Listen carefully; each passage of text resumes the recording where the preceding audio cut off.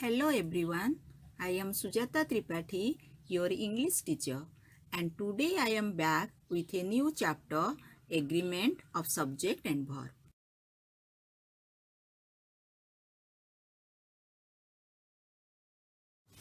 The main verb should agree with the subject in person and number. When the subject is singular, the verb should be singular. When the subject is plural, the verb is also plural. The verb also takes different forms depending on whether the noun is in first person, second person or third person. This is called the agreement of the subject and verb. Like the personal pronouns, the verb has three persons: the first person, the second person, and the third person. Here are some examples. I speak. I is the subject. The subject I is of first person. So, the verb is also of the first person. Second example, you speak. You is the subject. The subject you is of second person, so the verb is also of the second person. Third example, he speaks. He is the subject. The subject he is of third person, so the verb is also of the third person. The verb takes the same person as its subject, or the verb agrees with its subject in person. The verb, like the noun and the pronoun, has two numbers, either singular or plural. Here are some examples. She speaks, they speak. In first sentence, she is the subject, and in the second sentence, they is the subject. Both the subjects are third person, but in first sentence, she, the subject, is singular, so the verb is singular. In the second sentence, the subject they is plural, so the verb is plural. The verb takes the same number as its subject, or the verb agrees with its subject in number. So, the verb must agree with its subject in number and person.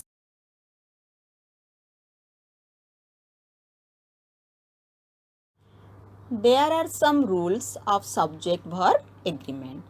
If two or more singular subjects are joined by and they usually take a plural verb. Here are some examples. Hari, Sam and Sona are playing cricket. Hari, Sam, Sona all are singular subjects, but they are joined by the conjunction and. So, we use here the plural verb are. Second example, my mother and I are going to the market. My mother, I, both are singular subjects. Here also they are joined by the conjunction and, so we use here the plural verb are. Look at the second rule. In some sentences, the subject and the verb may be separated by several other words. In such cases, identify the subject and verb correctly. Look at the example. The noise of the chirping crickets was a constant feature in the forest.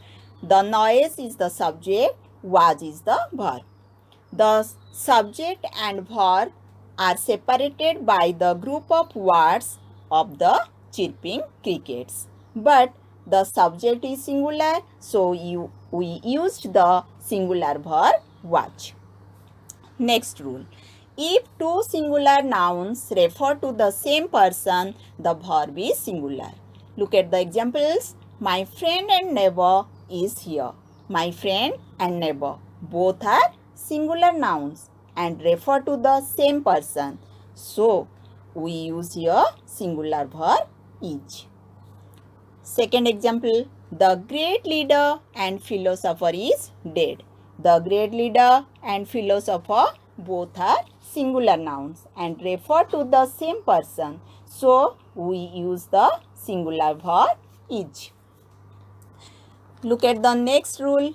if two subjects together express a single idea, the verb is singular. Look at the examples. The long and short of the matter is that she has decided to leave. Both the subjects, thus long and short of matter, expresses a single idea. That's why the verb is singular.